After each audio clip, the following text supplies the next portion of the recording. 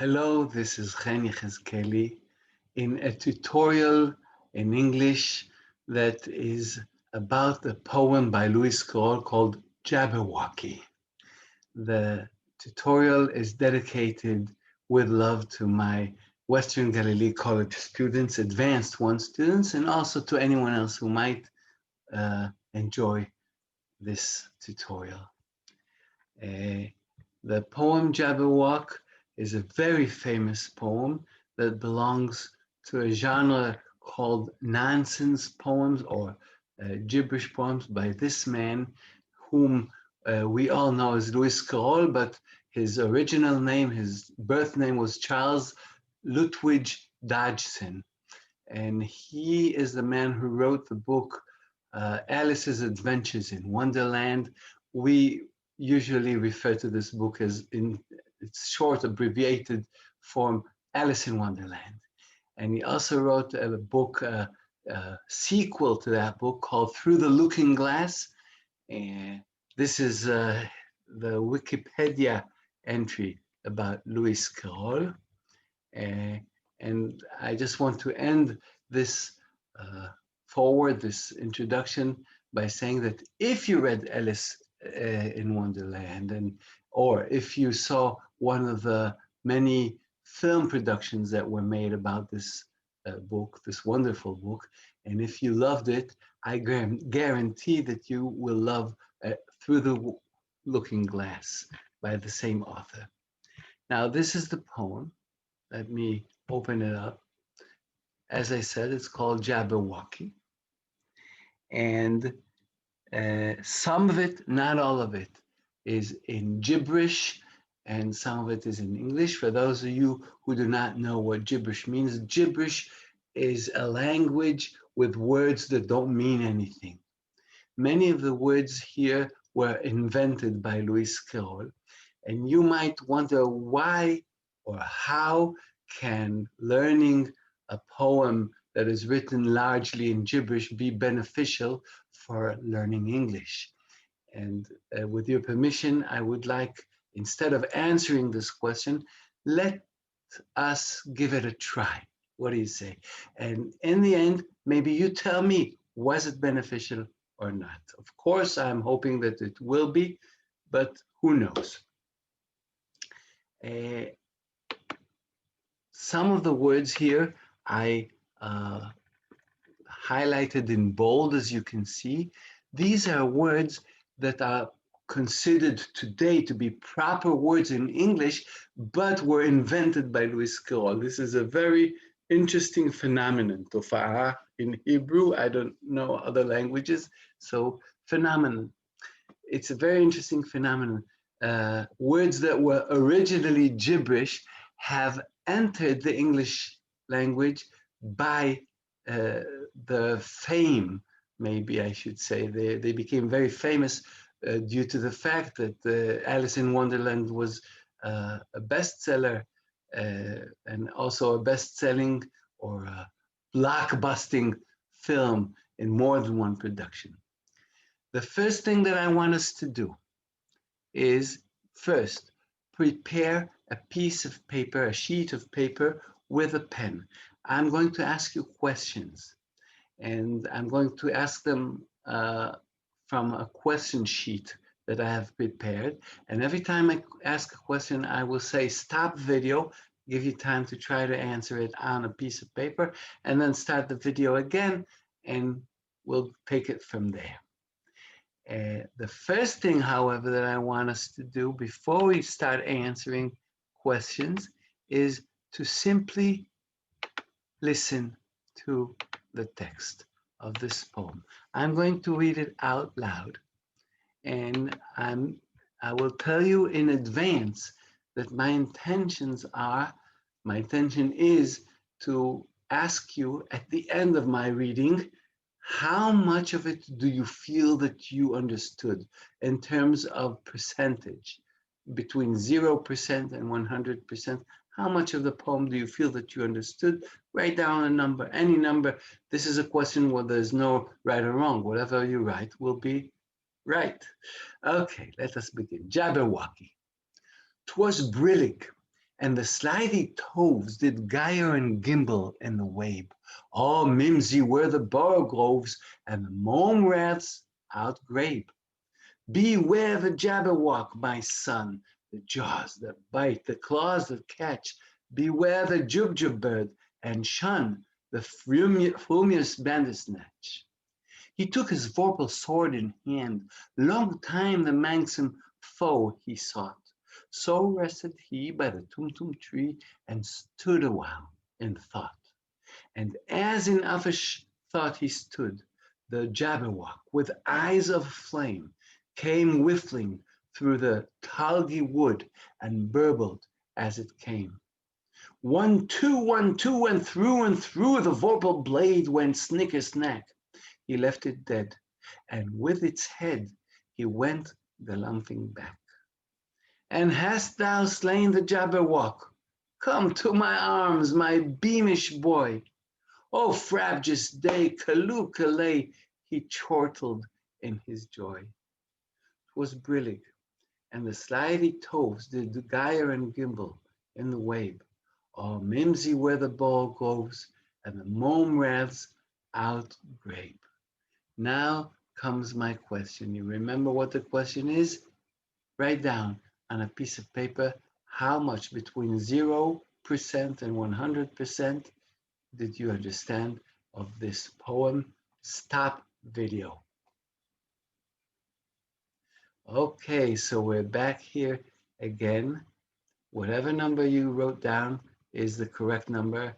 There is no right or wrong. Remember, just keep it there and let us now go to the other more challenging questions. Here they are. Question number 1, we already answered. That was the question I just asked you. So we will begin with question number 2. Let me make the zoom in. I'll zoom in, make the writing a little bigger. The purpose of the song is to do what? What is the purpose of the song? Before we try to attack this question, there are only 2 ways to find out what the purpose of anything that anyone does is. One, if he says so, he says, my purpose is to do this or that, or my aim is to do this or that, or I wish to achieve this or that. Then you know what his purpose is. But if someone is writing a piece of poetry and he does not say what his purpose is, or if somebody does anything without saying what his purpose is, the only way to know what his purpose is or what his purpose is most likely to be is to see what he is doing and to assume that his purpose is to do that which he is doing. So the question here, what is the purpose of the song? You can understand it as if I'm asking, what is the poem doing, or the song, what is the song doing? Express a feeling. A, express a feeling. B, tell a story. C, talk about a political event. Or D, describe an atmosphere. Let me repeat it. A, express a feeling. B, tell a story. C, talk about a political event. D, describe an atmosphere. Now let me make it a little bit more complicated with your permission. The poem has 7 verses. This is a verse, yes? Each of these is a verse. Now, the first verse and the 7th verse are doing one thing. And verses 2 to 6 are doing another thing. So you should, or you can, if you like, answer this question twice. Once for verses 1 and 7, and another time for verses 2 to 6. Stop video now. Okay, so we're back. What do you say? Let us take verses 1 and 7. They are a bit more complicated because they have a concentration of words that don't mean anything. but maybe you can tell, you can have a sense of what is being done in these two verses, which is really one verse, of course. 'Twas brillig, and the slithy toves did gyre and gimble in the wabe. All mimsy were the borough groves, and the mome raths outgrabe. Now, it starts with the word 'twas. Do you know what this word means? The word application, the word software on my computer marks this word as a spelling error. You see all these red zigzag lines mean that these are spelling errors, and you see there's a lot of it. Of course, not because Louis Carroll didn't know how to spell, but because these are non-existing words and the computer does not recognize them. But 'twas, it so happens that 'twas is a word. It is short or slang for it was. Usually, when we say it, we are referring to something that we just mentioned, but we didn't mention anything. This is the beginning of the poem. So what does the pronoun it refer to? It does not refer to anything specific. When we have a sentence like this that says it was or it is without referring to anything specific, it means that we are either describing the weather or describing a situation. It was brillig, the situation or the weather was brillig. Now, you see that the word brillig is not marked as gibberish or as a misspelling. So we can look it up. I looked up all the other words already, but just to see what brillig means, this one I forgot to look up. The meaning of brillig is it is supposedly from brile, brill, or broil. It is a nonce word. It is taken from Lewis Carroll. This is a word that he invented, but somehow it got the status of an actual word in English. And we do not absolutely know what it means. Here it says only this. And what is broil? This is broil. It is Middle English it is Old English. And it means to expose to great heat, like when you boil something. Okay? Yes, broil is like boiling. Okay, so it was brillig. It was hot, let's say. And the slithy toves did gyre and gimble. Gyre, again, is a word invented by Louis Carroll, and it has a meaning today. It is people tried to give it meaning. This is more like trying to give it a meaning. Nobody uses it. There is a gyre, a noun gyre. It is part of a wheel or a machine. Doesn't matter now.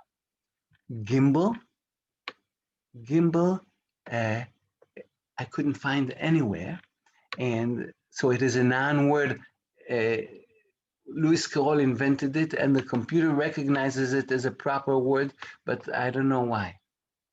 And it goes on to describe things. So what does this verse do? In the last verse, what do they do? Do they express a feeling? Well, maybe they do, maybe they don't. There's no indication that they do. Do they tell a story? Again, there's no such indication. Do they talk about a political event? Surely there's no indication of that. What they do is describe an atmosphere, or even more correctly, they create an atmosphere. But it's the same thing, so it's good enough. Now the question was also, what do verses 2 to 6 do? You see, beware. Somebody's telling somebody to beware. And then something is happening. He took something. And then it says he stood somewhere. And then 1, 2, 1, 2, something happened. The vorpal blade went. Something is going on. And hast thou, and then he's asking a question. Hast thou slain? Something happened. This is a story. So the poem is telling us a story. We're finished with question number 2. Let us move to question number 3. But we're still in the first verse.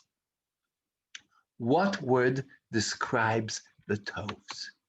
I'm going back to the first verse and I'm asking which word or what word describes the toves. These are the toves.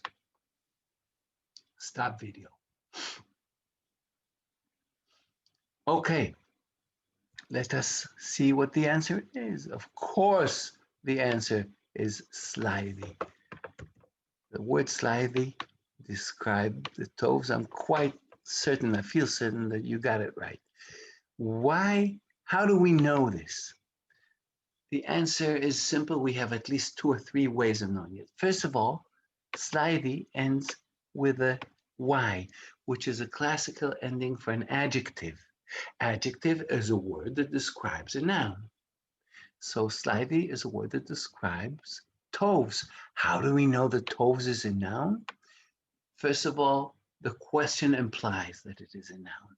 Secondly, it has an S at the end, which may be the S of plural. You know that we add S to words in English for at least 3 or 4 different reasons. So it is a bit confusing. But it could be a noun, and this is the plural form of that noun. Also, it is the end of a phrase. It comes together with a word that comes before it, and it could make sense that the first word is an adjective and the second word is a noun. You surely know that in English, when we have an adjective and a noun, the adjective comes first and the noun comes second. Unlike my own native language, Hebrew, and also the native language of many of my students, and also Arabic, which is the native language of many of my students. In Hebrew and in Arabic, the noun comes first and the adjective comes later. In English, we say big boy. In Hebrew, and in Arabic, we say boy big. In Hebrew, it's yeled gadol. In Arabic, walad kbir. So all this makes sense that slithy is an adjective and toves is a noun. Let us continue. What is the next question? 3b. What did the toves do? Stop video. Okay, of course, they gyred and gimbled. This is the answer. These are 2 verb-like words. They're not proper verbs because they're not words in English, except that gyre became a word in English, as I said. So these are the 2 verbs. I'm adding D here. Yes, gyred and gimbled, because it is in past tense. And maybe you can tell me why in the origin, in the text, in the poem, they are without the D of the past. Of course, you know the answer. We have did here. Did gives us already the information that we're talking in past tense. Next question, 3C. Where did they do it? Stop video. Of course, they did it in the Wabe. We don't need to know, we do not need to know what the word Wabe means in order to know that this is where they did it, because it says in the Wabe. Very good. Question 3D, what did the mome raths do? Yes, while it was brilliant and the slithy toads were gyring and gimbling in the Wabe, and the borogoves were mimsy, what were the mome raths doing? What did they do? Stop video. Of course, they outgrabe. Now you can sense that outgrabe also is a vowel, although we don't know what it means. It has at least 2 or 3 indications that it is a vowel. First of all, I don't know if you know, there are many vowels in English that start with the word out. For example, to outrun somebody is to run quicker than that somebody. To outdo someone is to do something better than that someone. So this is one indication. Also, another indication is that we have the word grabe. Grabe is a classical past tense of some unusual nouns. Verbs. For example, give, gave, eat, ate.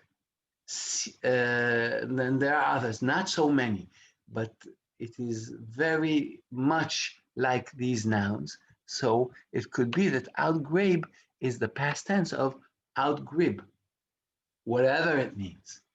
Okay, so they outgrabe. Also, the momraths, we know this is a noun. How do we know it's a noun? Because we have a the. Yes, this is called the definite article. You have the or a or an only in front of a noun or in front of a combination of an adjective and a noun. So the mom raths could be the mom could be adjective and raths could be the noun. You see that word does not signify raths as non-English. But whatever it means, we know that momraths is a noun. So whatever comes now probably is a verb. Outgrabe, that's the past tense of outgrib without even knowing what the word means. Of course, we know it doesn't mean anything. Okay, moving on. Now we're moving to the second verse. In the second verse, somebody is speaking. And the question is, who is speaking? The father or the son? Is talking to who? To his father or to his son? Of course, if it is the father, he's talking to his son. And if it is the son, he's talking to his father. Now, the purpose of the speech is to do what? To warn the other guy or to congratulate the other guy against a for. Of course, if it is to warn him, it is to warn him against. And if it is to congratulate him, it is to congratulate him for. Three creatures. And now, what are these three creatures? Okay, answer all these, stop video.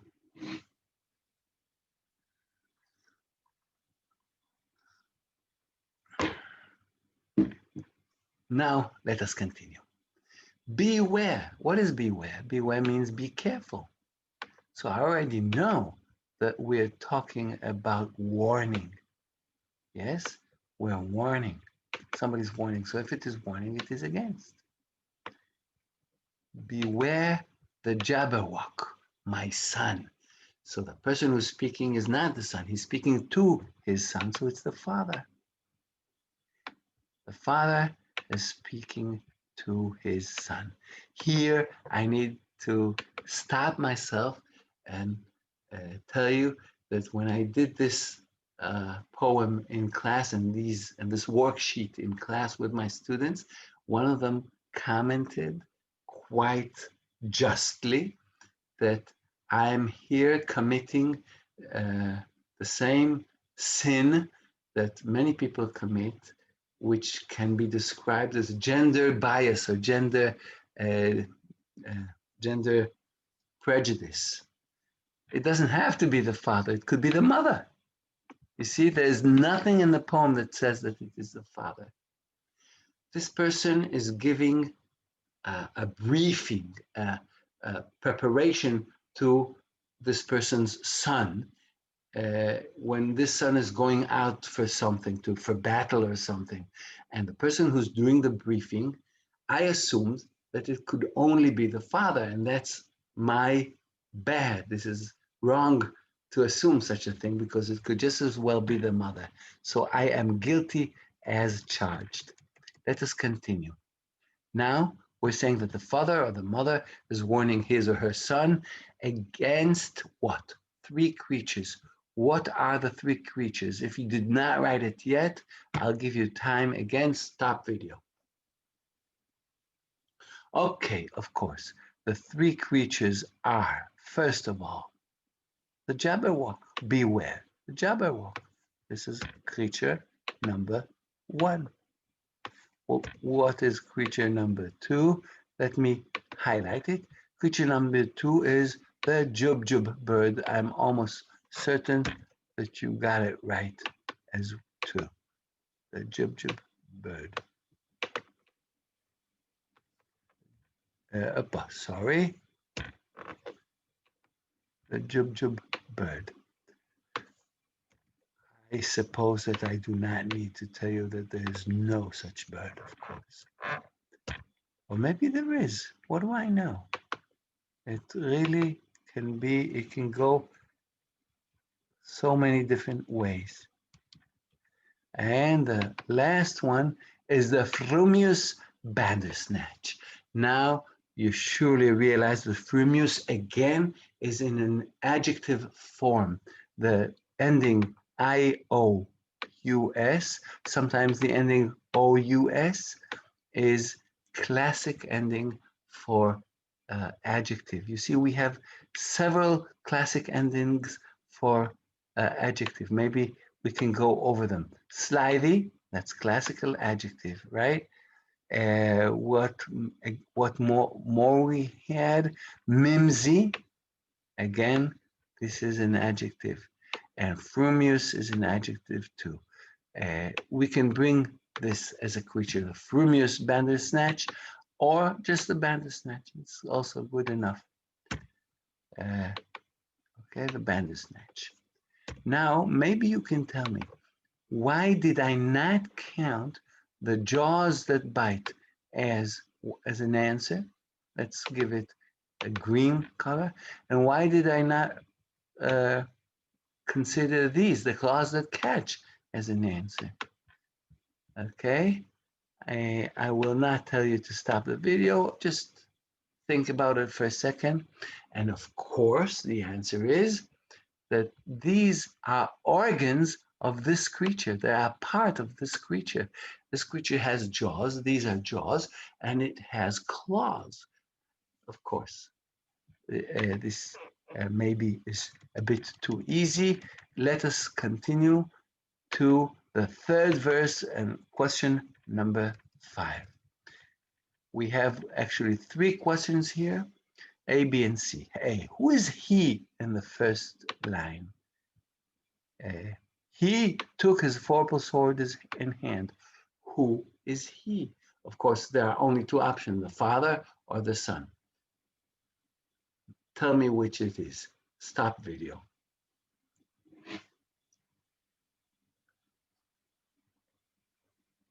Okay. If you do not know the answer, leave it, because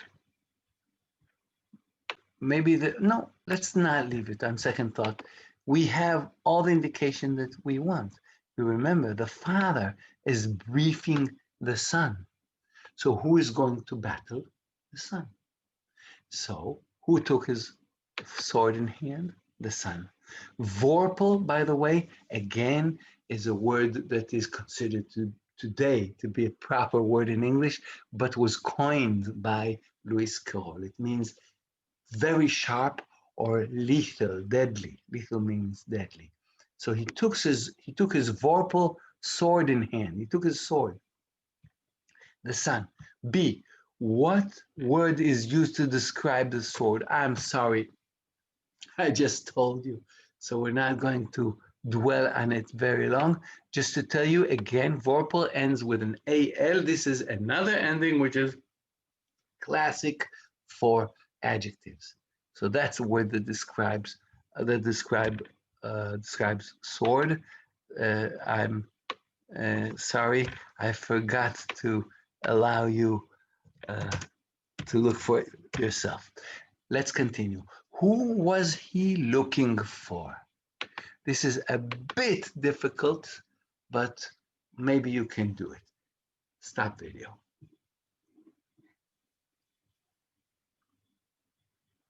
Okay. In order to answer this question, you must know this word, sought. Sought is the past tense of seek. To seek is to look for. Looking for and seeking are synonyms. So long time, the Manx on foe, he looked for. He looked for, the Manxum foe. Now, you don't know what the words Manxum foe mean, but you do know that this is what or who he was looking for. In this case, it is a who or what. I'm not sure because you will see presently. Manxum, again, is a non-existent word. Foe is a very highbrow word from Shakespearean English and Old English, but it is still sometimes used by poets today. It means enemy. He was looking for his enemy.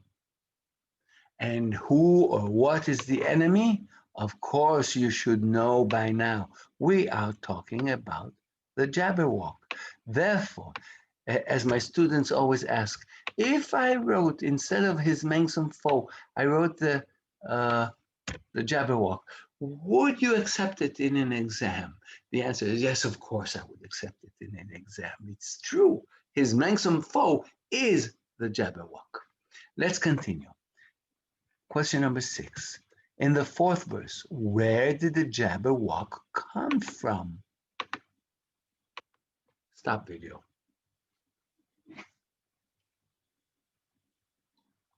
Of course, he came through the Tulgey woods. The Tulgey wood. Through is from. The two words are synonymous in this context. They're not synonyms completely, but in this context, this is good enough.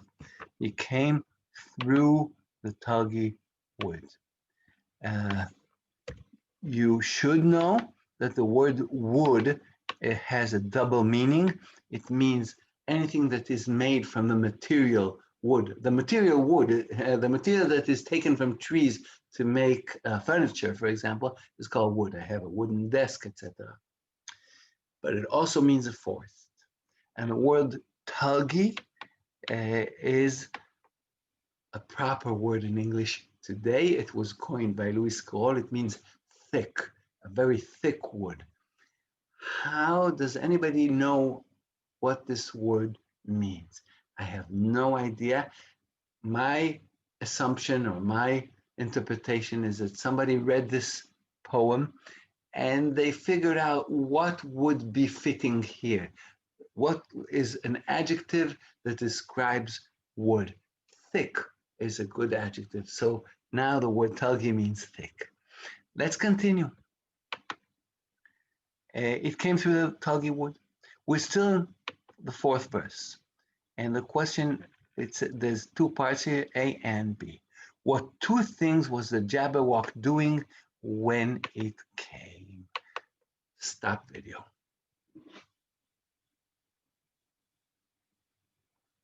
Of course, it was whiffling. This is really easy. I hope it is at any rate. He was whiffling. Don't worry. This word too, you're not expected to know, but it is a word in English, by the way. And burbling also is a word in English, strangely enough. Burbling is, to burble is to make a bubbling sound, and whiffling is what birds do, if I'm not mistaken.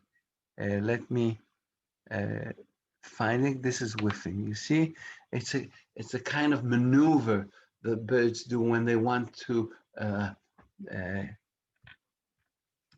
go up into the sky.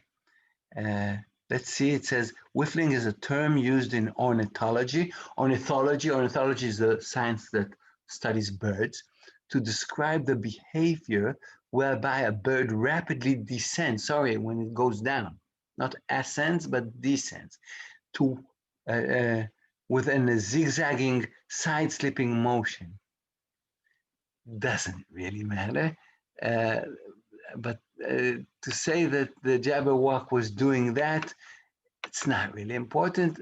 All is important for us is to know that he was doing it. What it means, forget about it. In the 5th verse, who won the battle? So now we're moving into the 5th verse. Let me read it out loud again and then leave you to try to answer the question. Who won the battle? 1, 2, 1, 2, and through the vorpal blade. Blade is a synonym for sword.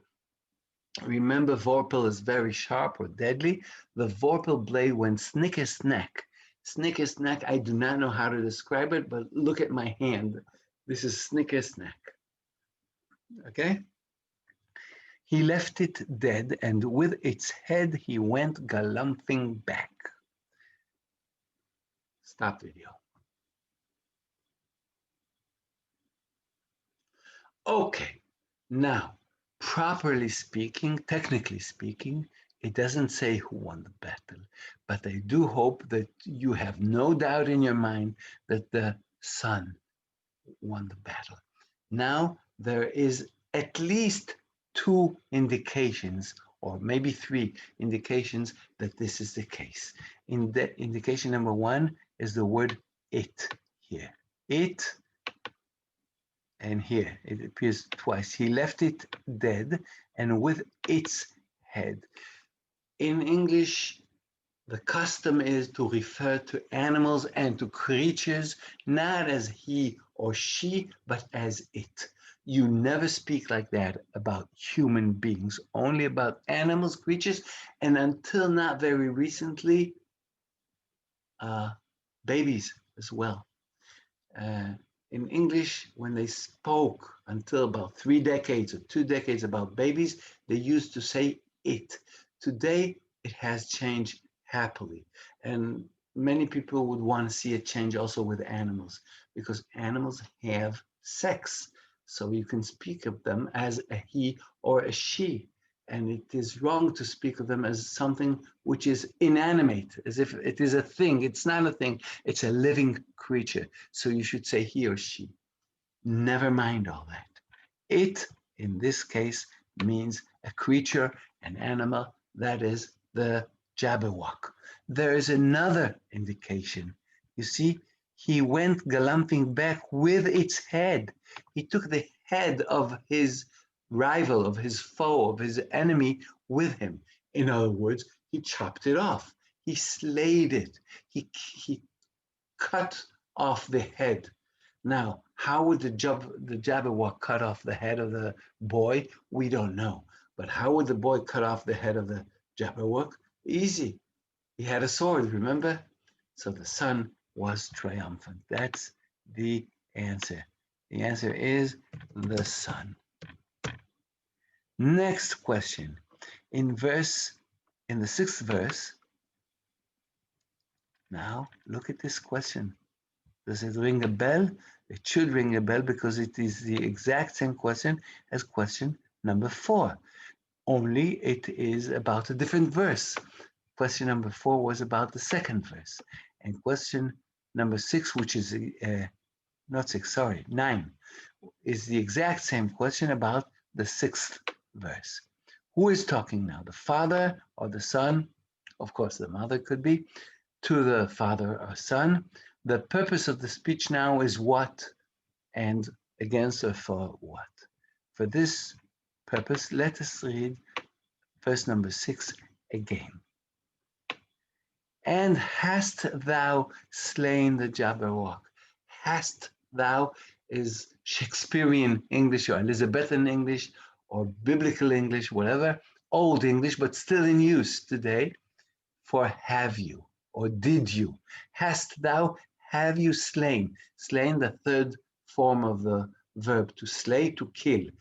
Have you killed? Did you kill the Jabberwock? Come to my arms, my beamish boy. Beamish, it's like he has beams of light coming out of his head and out of his body.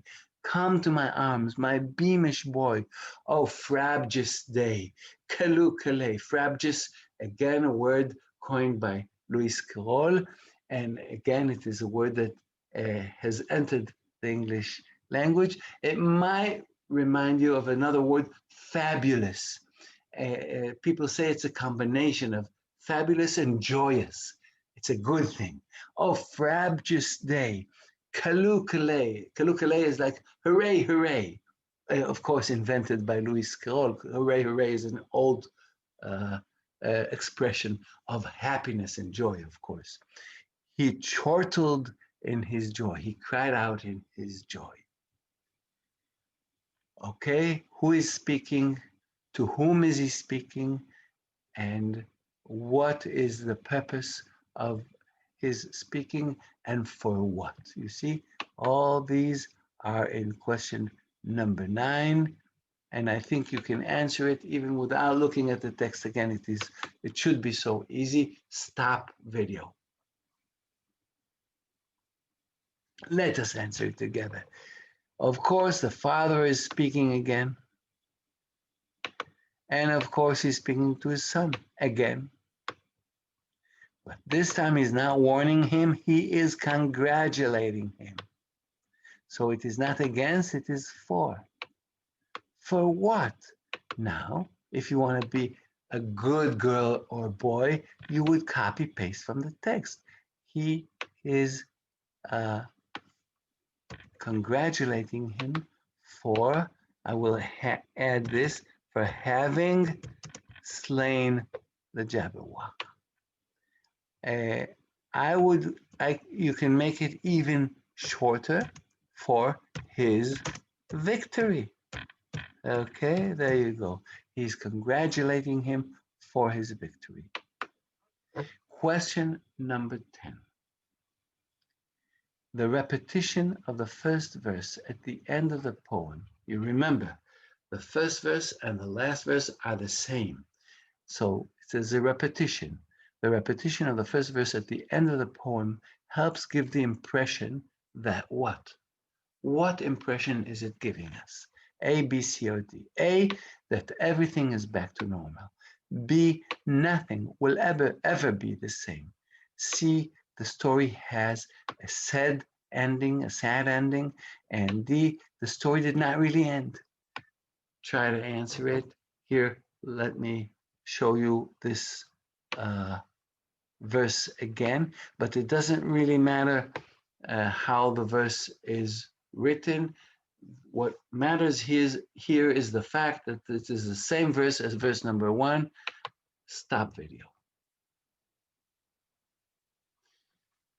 Of course, the answer is everything is back to normal. I don't think we need to explain it at all. It is easy.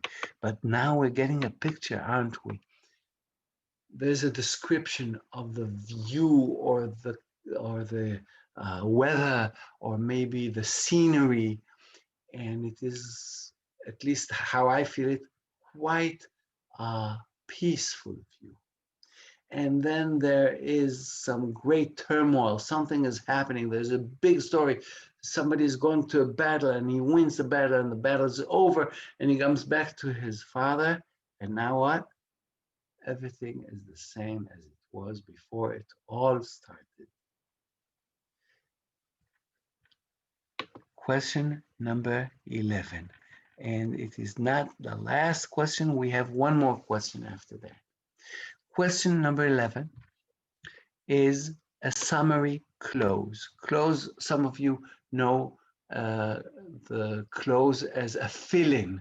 We have to fill in the blanks with words from the word bank. This is the word bank. The word bank is won, which is the passive win, of course, the Jabberwock, sword, proud, and fought, which is the past of fight. Stop video.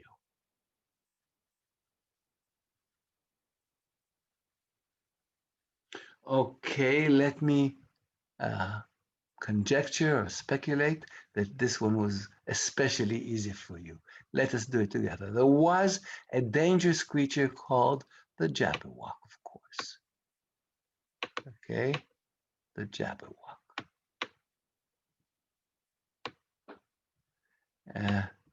It's a bit off, doesn't matter, right? A young man fought against it. Fought against it. The young man won the battle. Of course he won the battle. We know that he did, don't we? Won the battle. And his father was very proud of him. Okay, this is it. Now we're finished. We have one more question. And this is a question I want to leave you with. Answer the first question again. How much of the poem between 0% and 100% did you understand? This is the end of the present tutorial. I do hope you found it enjoyable, maybe even instructive or beneficial. Please press on like or share if you will, but more importantly, write a comment. I'm eager to read comments about this tutorial. Thank you very much.